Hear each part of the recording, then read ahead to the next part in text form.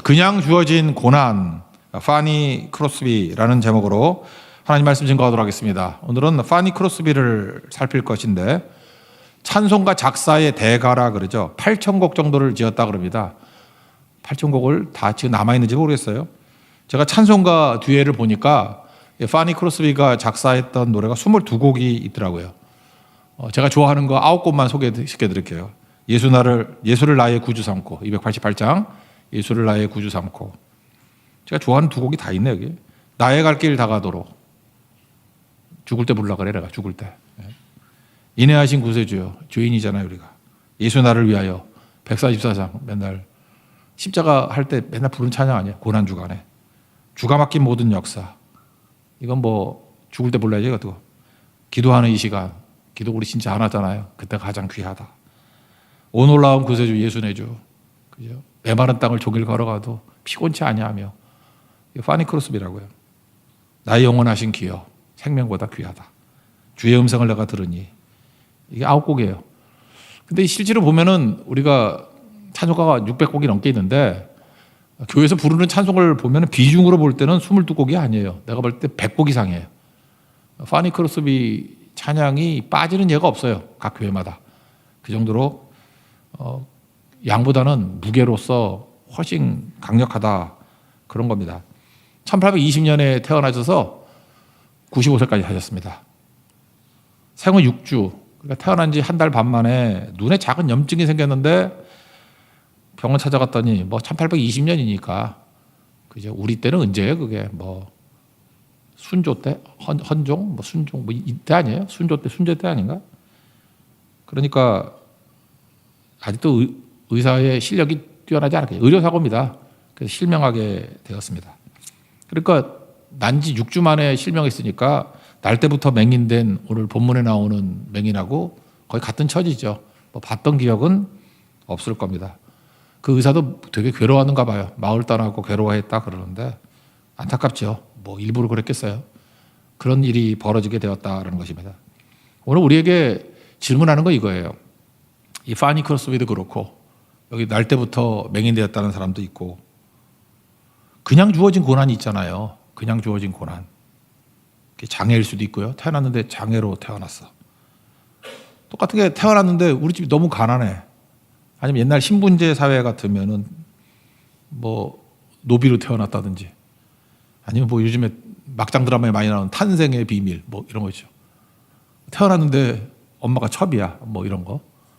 그럴 수 있잖아요. 묘한 이런 거. 내가 잘못한 것도 아니잖아요. 근데 우리 인생 가운데 이거보다 완전히 자유로운 사람은 없을 것 같은데 이제 주어진 고난이 있습니다. 이해 납득 공감이 안 돼요. 이거 어떻게 받아들이죠? 1절이 그런 내용입니다. 예수께서 길을 가실 때 날 때부터 맹인된 사람을 보신지라. 그러니까 한계가 결정된 거예요.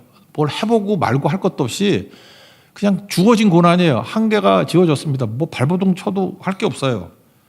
그러니까 이럴 때는 뭐죠? 이해 납득 공감은 안 되는데 그냥 받아들여야 되는 거잖아요. 이런 딜레마에 빠질 때 뭐 적극적으로 반응하는 사람도 있고 근데 뭐 고치 있지죠. 어떡할 거예요? 이유가 뭘까? 생각해도 답을 못 찾는 거죠. 이렇게 날 때부터 맹인된 사람 가운데는 스타일이 두 종류인 것 같아요. 하나는 좀 적극적인 사람이 있고 수동적인 사람이 있고 제가 볼 때 적극적인 맹인은 바디메오 같은 사람. 그죠? 바디메오 같은 사람은 맹인인데도 불구하고 예수님 지나간다는 소리를 듣고 여리고 사람이에요. 소리 지르면서 말려도 또 소리 지르고 다윗의 자손이여 나를 불쌍히 여기소서. 근데 결국 예수님이 돌아보게 만드시잖아요. 그러니까 바디메오는 뭔가 좀 특출나죠. 맹인 가운데도 이렇게 적극적인 사람이 있는데 그런 사람은 뭐 몇 명이나 됩니까? 주눅이 들잖아요. 근데 이 맹인은 9장에 나오는 맹인은 아무것도 하는 게 없습니다. 소원도 없어요. 부르짖음도 없고 갈망도 없고 그러니까 널브러져 있는 거죠. 우리가 되게 그렇지 않습니까? 우리 약해요. 약해서 고난당하고 어려움당하고 이러면은 뭐 우리 그러죠. 뭐 야 기도라도 해봐라. 예배를 드려봐라. 발버둥 쳐봐라. 근데 그거 할 수 있는 사람도 있어요. 있긴 있는데 바디메오 같은 사람은 그거 안 되는 사람도 있거든요. 근데 묘한 게 뭐냐면 예수님이 우리를 찾아오십니다. 우리 출애굽기에서 성막을 배웠죠. 성막 그 세팅할 때 어떻게 하는지 아시죠? 지성소, 성소, 그 다음에 물두멍, 제단 그 순서로 가요. 그게 무슨 메시지인지 아십니까? 하나님의 은혜는 하나님께로부터 시작된다는 거예요. 지성소부터. 오늘 성소로 그러죠. 성소로부터 나오는 거예요. 여기도 보면 예수님이 찾아가신 거지 이 맹인이 찾은 게 아니잖아요. 우리에게도 예수님이 이렇게 찾아오십니다. 그래서 우리의 이해 납득 공감이 안 되는 것들을 어떻게 보면 풀어주시는 거죠. 제가 볼 때 그런 인생이 파니 크로스비의 인생이었다고 생각을 합니다. 여기 1절 맨 뒤에 보니까 보신지라 그랬죠. 이게 엠블레포 적극적으로 봤다 그런 뜻이에요. 예수님이 그냥 헐깃 봤다는 게 아니라 적극적으로 바라봤다. 이 똑같은 단어 쓰인 데가 사도행전 3장에 보면 성전 미문에 앉은 백이 있을 때 우리를 보라 그럴 때 있죠. 은과 금은 내게 없다. 내게 있는 것을 내게 준다. 예수 이름으로 일어나 걸으라 할 때 그거 똑같은 나라예요. 그러니까 적극적으로 보는 거죠. 예수님이 이 맹인을 적극적으로 깊은 사랑과 관심으로 보셨다. 그렇게 이해하는 게 옳을 것 같아요. 그리고 말씀이 없어요. 그죠? 고난당한 분들 사실 위로가 쉽지 않습니다. 그래서 우리가 뭐 위로해 주는 것도 진짜 영적으로 준비를 잘 해줘야 위로가 되는 거지. 힘든 사람이 위로가 되나요? 어떤 분이 남편이 죽고 자녀도 죽고 그럼 머리 돌죠. 여자분이 뭐 남편 죽고 자녀 중에 하나 죽으면 그 뭐로 위로가 되겠어요? 제일 듣기 싫었던 게 뭐냐면 크리스찬들이 와가지고 이 또한 지나가리라. 그 제일 듣기 싫었대. 자기가 제일 싫어하는 찬양이 그렇게 살아가리래. 이 또한 지나가리라. 뭔 지나가? 아무리 불러도 안 지나가는데 머물러 있거든요. 이 고통이라는 게 너무 어려울 때는 시간이 안 가요. 쭉 머물러 있는 것 같이 보이더라고요. 욥기 보면 그런 게 나오죠. 욥의 친구들이 와가지고 위로해 준다 그러는데 욥기를 잘 보면 말이 위로가 안 된다는 거 아시죠? 말하다 보면은 싸운다고. 지금 어려움 당하는 사람하고 싸워서 뭐해? 납득시켜 뭐 할 거예요? 지금 어려움 당하는 사람. 제가 볼 때 말을 아껴야 돼. 그럴 땐 말하지 말고 기도하고. 욥기 16장 2절에 보니까 옛날 성경에는 한글판 번뇌케 하는 안위자로다. 난 이 말이 너무 마음에 들어요. 번뇌케 하는 안위자 진짜 많습니다. 개정판은 뭐라고 되죠? 재난을 주는 위로자다. 세 번역에는 나를 위로한다고 하지만 오히려 너희는 하나같이 나를 괴롭힐 뿐이다. 여러분 위로 쉽지 않습니다. 구제도 쉽지 않습니다. 어려워요. 이게 어려움 당하신 분이 최고로 위로가 되었던 건 대부분 똑같아요. 그냥 와가지고 중요한 건 뭐냐 하면은 언급이 없어야 돼. 말이 없어야 되고 자기가 어려움 당하는 것을 화제로 삼지 말아야 됩니다. 왜? 그 토픽 자체가 너무 힘들거든. 배려하는 거죠. 그 토픽을 알죠. 말하지 않고 말 없이 밥 한 끼 같이 먹어주고 또 옆에 같이 있어주고 그 저렇게 딴 얘기들 하면 들어주고 맞춰주고 뭐 그런 거 있잖아요. 친구 같으면 야 옛날 우리 초등학교 때 그때 어디 갔던 거 기억나냐? 그때 춘천에 갔었지. 그때 기차 놓치고 배고파가지고 라면 먹었을 때 맛있었던 거 뭐 이런 얘기 하는 거예요. 그냥 그런 게 위로가 되는 거겠죠. 예수님이 이 맹인 찾아와가지고 성소에 나오는 것과 똑같은 것 같아요. 내가 보는 나보다 더 크게 보시잖아요. 작은 믿음보다도 더 큰 신뢰로 예수님이 바라보면요, 내가 열등감에 빠지잖아요. 나는 믿음이 너무 작아요. 그런데 더 큰 신뢰로 나를 엠블레포 쳐다보고 계시고 상한 마음보다 더 큰 아픔으로 내 영혼을 감싸주신다고. 내가 아파하는데 예수님이 더 아파하는 것 같아. 느껴지거든요. 그래서 예수님밖에 없습니다. 사람이 큰 위로가 안 돼요. 오직 예수님. 예수님만이 우리를 품어줄 수 있다. 인간은 어떠냐 하면요, 인간을 만나면 우리도 할게 모르게 우리 선악과 먹은 죄인들 아니에요. 선악과가 뭐예요? 하나님같이 되는 거 아니에요. 지가 잠깐 판단하려고 그래. 그래서 우리는 만나면 해석을 하려고 그래. 만나면은 판단을 하려고 그런다니까요. 그래서 내가 잠깐 해석을 하려고 하는 성향, 내가 잠깐 판단하려는 성향이라 그러면 어려움 당한 사람 만나지 마세요. 여러분 위로 안 됩니다. 번뇌케 하는 안위자, 재난을 주는 위로자, 하나같이 괴롭힐 뿐이다. 그런 사람밖에 안 된다는 거예요. 예수님이 해석 안 하고 판단 안 하고 그냥 품잖아요. 수용하잖아요. 안아주시잖아요. 그죠? 품죠. 그게 되게 중요한 거라고요. 근데 제자들 보죠. 제자들이 우리 모습이거든요. 이 찔띠기 같은 녀석들 역시 그렇죠. 고난당한 사람 앞에서 뭘 해석을 해서 뭐 할 거야? 지가 뭐 한다고. 맞지도 않는데. 우리 해석이 맞아요? 그냥 알지도 못하면서 뭐 이 소리 저 소리 떠들고 뭐 성경 말씀 갖고 되게 위로한다고. 성경 말씀이 그때 쓰는 거예요. 때에 맞는 아름다운 말이에요. 그게 맞지도 않는 얘기 갖고 막 떠들고 그러잖아요. 다 말씀인데 말씀이라가 다 말씀이야. 그게 그때 쓰는 말씀 아닌데 엉뚱하게. 제자들은 뭐라 그래? 2절 보니까 제자들이 물어 이르되 라삐여 이 사람이 맹인으로 난 것이 누구의 죄로 인함이니까? 자기니까 그의 부모니까? 옆에 지금 맹인이 있어요. 듣잖아요. 듣는데 이렇게 물어보면 어떡해? 그래서 마음 아프지 않나?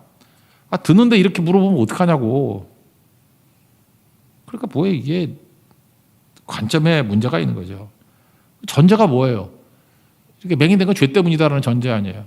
그러니까 잘못된 전제가 있으니까 잘못된 질문을 하지.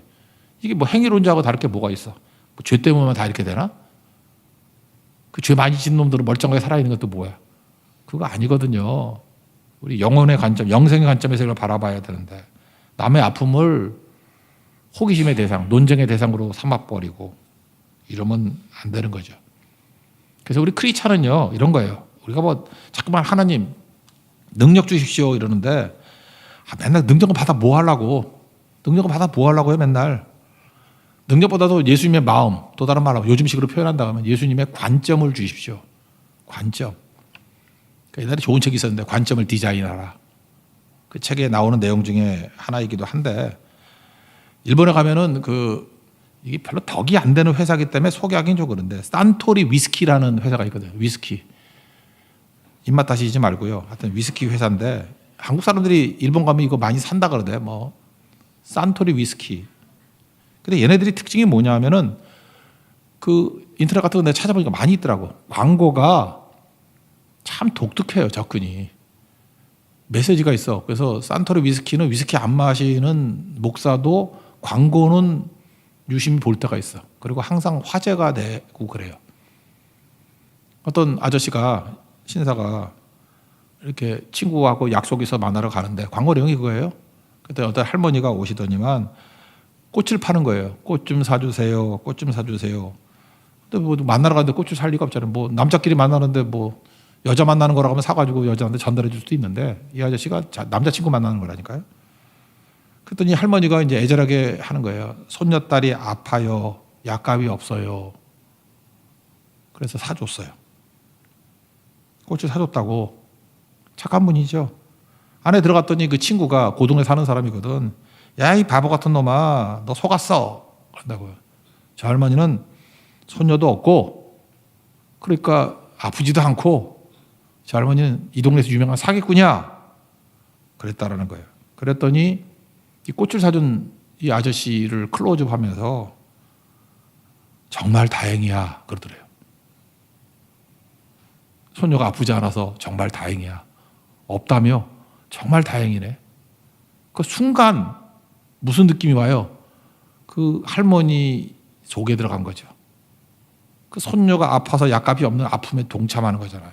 그래서 꽤 괴로워하다가 친구는 사기꾼이다에 초점이 맞췄는데 속았다라는 데 초점을 맞췄는데 이 아저씨는 아프지 않아서 다행이라고. 관점이 다르잖아요. 술 광고가 왜 이렇게 메시지가 있죠? 미치겠어요. 그죠? 사실 이런 게 크리스찬 메시지가 돼야 되는 건데. 예수님의 관점부터 배우십시오. 우리가 뭐 능력은 받아 뭐 할 거예요? 능력은 예수님께 충분히 있으니까 내가 고치는 거 아니잖아요. 뭐 내가 뭐 해결할 거 아니잖아요. 예수님 눈을 주세요. 예수님의 관점을 주세요. 그 우리 구할 수 있잖아요. 예수님. 우리는 능력이 없잖아요. 오직 예수님 붙들면 예수님이 고쳐주시겠지. 그래서 우린 예수 믿는다는 거는 하늘로부터의 뭐 능력, 물론 주시겠죠. 그렇지만 그거는 2차, 3차적인 얘기고 예수 믿으면 눈이 바뀌는 거예요. 예수님의 눈으로. 예수님의 손으로. 그런 관점이 바뀌는 은혜가 있길 바랍니다. 그래서 제자들 벌써 눈에 문제가 있다는 게 보이잖아요. 우리도 이게 눈이 바뀌는 은총이 있기를 바랍니다. 파니 크로스비 내용 보면 결국 그가 맹인인데도 불구하고 8,000곡이나 되는 찬송시를 만들고 작사하고 영향을 줬던 이유는 예수 만나고 난 다음에 관점이 변화됐기 때문에 그래요. 자기에게 이게 뜻이 있다라는 거예요. 뜻이. 그래서 예수님 만나니까 저 맹인은 누구 죄 때문이야 이게 아니고 하나님의 목적이 있어. 저 맹인을 통한 하나님의 목적이 있어. 그 하나님의 뜻이죠. 뜻, purpose, 그죠? 그 하나님의 뜻을 위해서 산다 그러는데 뜻이 영어로 하니까 purpose더라. 목적, 뜻이나 목적이 같은 말이에요. 목적을 위해 사는 인생. 목적과 미래가 있더라. 그게 3절입니다. 예수께서 대답하시되 이 사람이나 그 부모의 죄로 인한 것이 아니라 그에게서 하나님이 하시는 일을 나타내고자 하심이라. 그러니까 고난에 목적이 있다는 거죠. 하나님이 하시는 일을 나타내고자 하는 목적. 우리가 잘 모릅니다. 근데 잊지 마세요, 여러분들. 내가 당하는 이게 주어진 고난에 나는 이해 잘 안 되지만 분명히 하나님의 목적이 있어요. 그게 예수님의 시각이에요. 목적이 있어. 목적이 있어. 내가 잘은 모르지만 제가 처음 전도사 할 때 이제 신만포에서 거기서 목회를 했는데 그 옆 교회가 있어요. 남서울 교회라고. 난 그 목회자보다도 그 동네 아줌마 중에 아는 분이 김양재 집사였어요. 김양재 집사님. 저하고 되게 났던 저거 띠동갑이더라고요. 저보다 12살 많아요. 띠동갑인데 51년생. 근데 그때 재수생들 힘들었잖아요. 재수생들 힘들고 막 할 때 동네에서 유명했어요. 재수생들 모아놓고 성경 공부를 한대. 엄마들이 막 걱정했다고. 아, 재수하는 것도 힘든데 무슨 뭐해서 성경 공부야. 근데 그 성경 공부 모임에 갔던 애들이 다 회복이 되고 흔들리는 애들이 정신 차리고 공부도 하고 그랬다고요. 그랬다고. 그분이 지금 이제 목사님 되셨잖아요. 김양재 목사님. 우리들 교회. 지금 목사님 되 그때는 집사님이셨어요. 제가 전도사 할 때는. 그분 인생을 보니까 그래요. 서울 음대 피아노과 나오고 남편이 의사였을 거야. 의사인데 핍박이 되게 심하고. 하여튼 간단히 요약하면 37살에 과부됐어요. 남편이 죽었다고. 37살에 과부가 됐어요. 본인에겐 괴로운지 모르지만 그분이 맨날 간직하는 게 그거잖아요. 자기 37살에 남편이 의사고 자기는 피아노과 나오고 뭐 다 갖춘 사람 아니에요? 뭐 강남에서도 괜찮았거든. 근데 갑자기 고난이 밀려온 거 아니에요. 저 왜 저러지? 무슨 죄 때문이에요? 저 왜 저러지? 예수님이 이렇게 해석하실 거예요. 하나님이 하시는 일을 나타내고자 함이라. 내가 볼 때 뭐 가장 훌륭한 목사님이 되시지 않았나 지금? 그렇죠? 지금 나이가 70이 넘으셨는데도 뭐 은퇴하라는 소리도 없잖아. 거기는 하도 잘하니까 몰라 내가 해석을 잘못하나? 열심히 하시잖아요. 하나님 크게 쓰시잖아요. 뭐 어떻게 해석할 수 있어요? 하나님이 하시고자 하는 일을 나타내고자 하는 주어진 고난이다. 당신은 알았나? 저는 몰랐어요. 당시 전혀 몰랐어. 그냥 우리 동네 사람들 거기 뭐 한신 아파트에 살고 뭐 이런 사람들이 경남 아파트 살던 사람들이 저거 뭐지 뭐 그러는 소리는 내가 얼핏 들은 적이 있었지만 지금 지나놓고 보니까 하나님의 하시는 일을 나타내고자 함이라. 이거 명확해요. 우리는 안 그럴까요? 우리도 그렇죠. 주어진 고난이 그럴 거라고요. 예수님은 고난에는 뜻이 있다. 옛날에 오카노 목사님 책이 고통에는 뜻이 있다. 그런 책도 있었는데 뜻이 있어요. 예수님은 과거에서 의미를 찾지 않냐고 목적에서 찾고 미래에서 찾잖아요. 미래에서. 목적과 미래.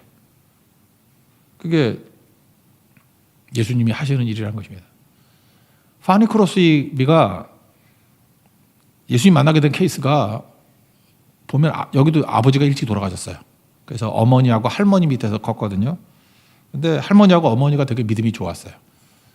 디모데 생각나더라고. 디모데서 1장 5절 보니까 내 속에 거짓 없는 믿음이 있다. 디모데한테 그러잖아요. 근데 이 믿음은 내 외할머니 로이스와 내 어머니 유니게 속에 있더니 내 속에도 있는 것을 봤다. 뭐 이런 거 나오잖아요. 딱 그런 케이스예요. 파니 크로스비 엄마가 좋고 외할머니가 참 좋았어. 여기도 혹시 어머니나 외할머니 되시는 분들 계십니까? 저 좋은 분 되세요. 쇼핑만 좋아하지 말고. 근데 더 중요한 거는 파니 크로스비에게 영향을 가장 크게 미쳤던 건 뭐냐면 이웃집 아줌마예요. 이름도 기록이 돼 있어. 하울리 부인. 할머니하고 어머니도 믿음이 되게 좋았는데 원래 가족끼리는 또 영향 잘 못 미치잖아요. 그런데 이웃집 아줌마인데 하울리 부인. 그분이 좋은 크리스찬이었는데 파니 크로스를 보니까 안 됐겠지. 그죠? 의료사고로 맹인됐으니까. 성경 못 보니까 성경 읽어주고 이야기해주고 성경 가르쳐줬대요. 옆집 아줌마가 축복이 되는 은혜가 임하길 원합니다. 여러분도 옆집에 누구 살 거 아니에요. 여러분이 은혜가 돼야지. 이게 집사님이고 권사님이고 뭐 교회에서 찬양 리더라 그러는데 10년이 돼도 전도 한 번 안 하고 예수 믿었어요? 이렇게 되면은 나가 죽어야지 그건. 하울리 아줌마는 계속 말씀을 증거한 거예요. 그래서 10살 때 난 사실 믿어지질 않는데 내가 믿음이 없는 것 같아. 이거 믿어야지. 구약 처음 4권을 다 외웠다 그러니까 창세기, 출애굽기, 레위기, 민수기, 내가 볼 때 레위기 빼놓고 창세기, 출애굽기, 민수기, 신명기를 외운 것 같아. 4권을 외웠대요. 기록엔 그렇게 돼 있어.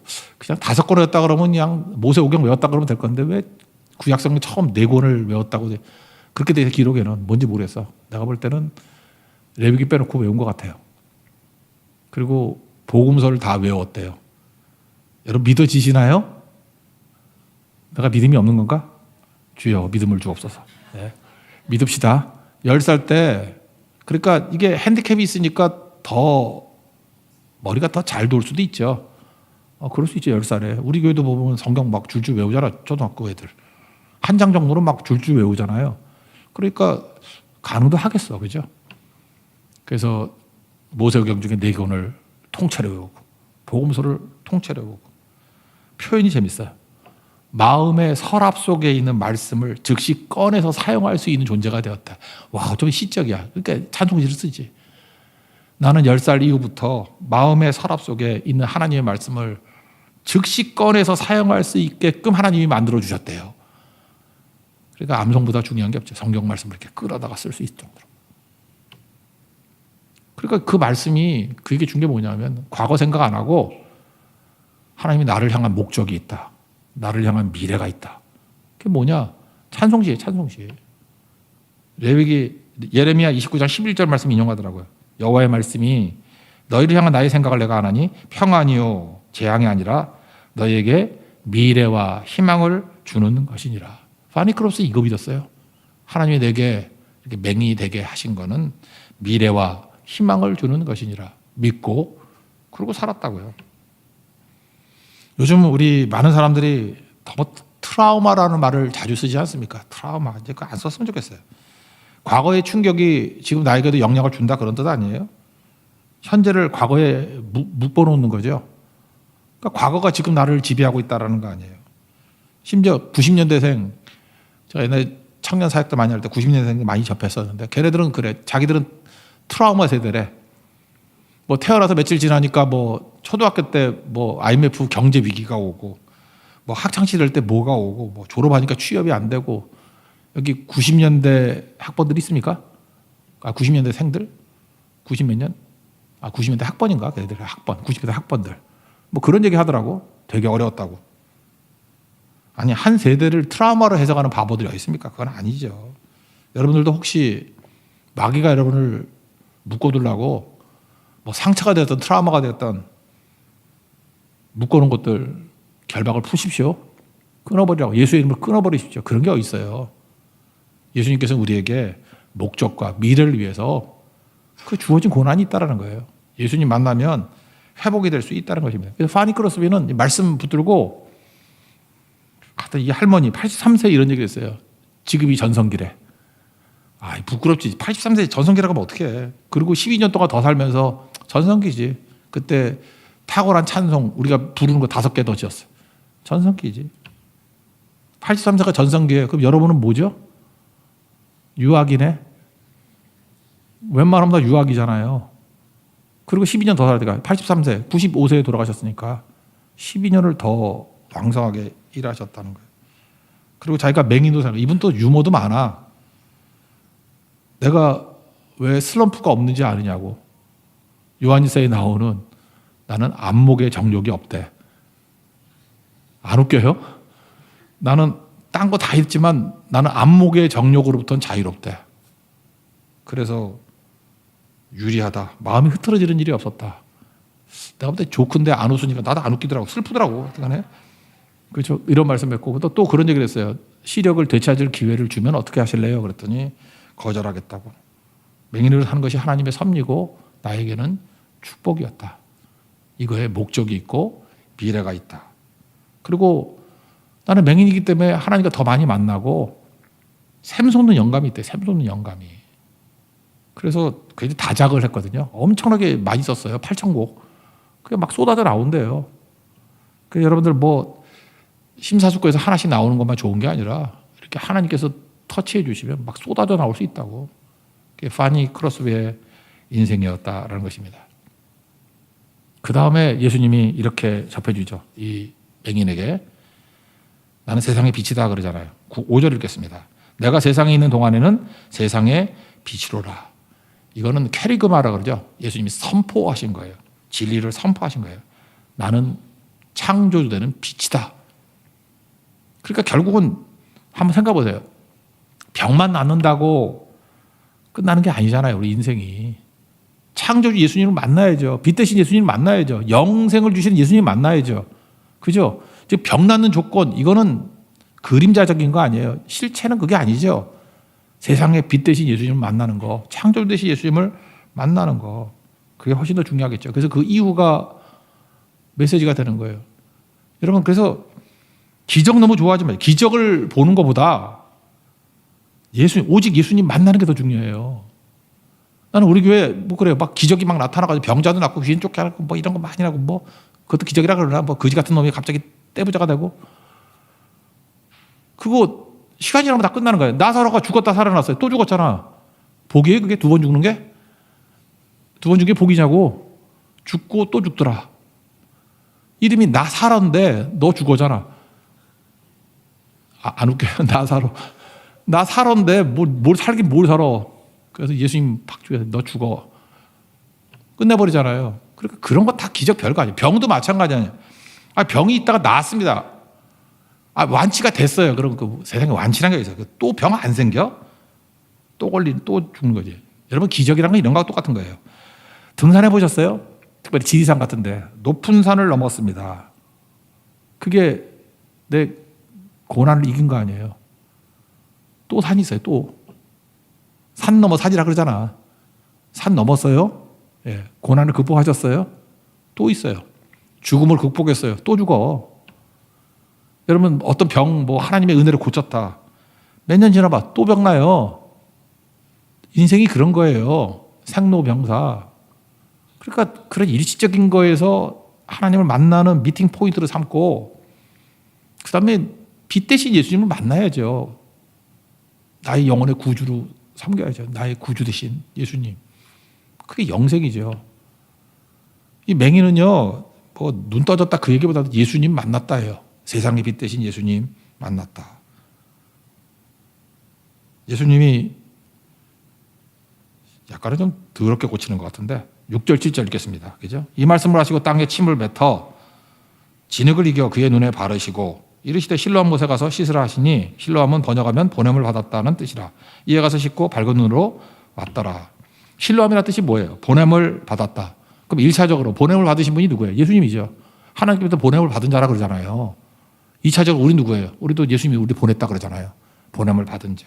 그러니까 실로암은 이 맹인에게 있어서 1차적으로는 예수님이 예수님한테 가라 그런 거라고. 실로암에 가서 실로암이 보냄을 받은 자니까 예수께 진짜 너의 구주 대신 세상의 빛 대신 예수께 가가지고 씻어서 밝은 눈으로 치유를 받으라 그런 얘기죠. 여기서 진흙을 발랐다, 눈에 발랐다. 이거는 이 구약의 예레미야서에 나오는 토기장이가 진흙을 빚어가지고 만드는 거 나오죠. 그 단어가 똑같은 단어예요. 그러니까 예수님이 너를 어루만져 주실 거야. 이건 뭐야? 인생의 빛이 되어 주실 거야. 너의 창조주가 되어 주실 거야. 그 예수님을 만나야죠. 여러분 오늘도 이 시간에 난 최고의 복이 그거라. 기적이 아니에요. 예수님 여러분 만나주셔서 구원의 주님이 되시는 겁니다. 예수님 믿고 예수님 십자가 영접해야 죄 씻음 받고요. 우리 세 가지 문제 해결이 필요해요. 죄 문제 해결 못 하잖아요. 죄 씻고. 죽음 문제 해결해야 돼요. 죽었으나 영생을 얻고 심판을 이깁니다. 죄, 죽음, 심판. 예수님밖에 없습니다. 여러분 이제 애누리에서 얘기한다 그러면 여러분 이 세상에 거지같이 산다 할지라도 예수 믿고 구원받는 것보다 더 큰 영광은 없어요. 그죠? 구원을 이룰 수 있는 예수님이 나의 구주 되심을 확실히 믿고 구원의 능력을 누리는 거룩한 인생 되기를 바랍니다. 이 사람이 그 진흙 바르고 갈 때 맹인이니까 뭐 어떻게 갔을까? 지팡이 있지 않았을까? 지팡이 가지고 갈 때 사람들이 막 비웃을 거 아니에요? 저거 뭐 눈도 안 보이는데 뭐 진흙 발라놓고 저 뭐야? 낄낄대고 있는데 그 사람은 어떻겠어요? 예수님 말씀을 들을 때 말씀에 빛이 들어온 거라고. 팍 들어와서 눈 떠졌다로 형상화된 실제로 세상의 빛 대신 예수님을 만나는 일이 벌어졌다는 것입니다. 그래서 뭘 씻으라는 거예요? 너의 거부감, 거절감, 상처, 트라우마 예수님께 가서 씻으라. 오직 예수께 가면 씻겨진다. 그 얘기 아니에요. 씻고 밝은 눈으로 돌아와라. 영적 시력이 회복되라. 아까 그랬잖아요. 예수 믿는 게 뭐라고요? 눈이 열리는 거, 관점이 열리는 거. 예수님의 관점이. 그리고 그 다음에 뭐 8절 이후에 보면 막 논쟁 벌이는 얘기가 나오는데 예수님 봤어요. 그래서 이 맹인이 전도자가 됩니다. 증거자가 돼요. 그걸 보여주는 거예요. 눈 떴다가 아니라 맹인이 바울과 같은 증거자가 되더라. 뒤에 보세요. 쭉. 그게 메시지예요. 파니크로서 그랬잖아요. 그런 영적인 눈이 띄어서 찬송시를 통해 가지고 우리 못 보는 우리들에게 보여주잖아요. 파니크로스의 95세 때 자기가 찬송 지으면서 봤던 천국을 실제로 갔습니다. 우린 그런 거예요. 우리는 미리 봅니다. 그리고 우리가 보던 곳을 향해서 갈 거예요. 히브리서는 뭐라고 했어요? 우리가 이 땅에서 나그네와 외국인같이 산다. 우리 본향이 있습니다. 그 본향을 향해서 갈 수 있는 우리 하나님의 거룩한 종 되기를 축원합니다. 자리에서 일어나겠습니다. 예수로 사는 인생.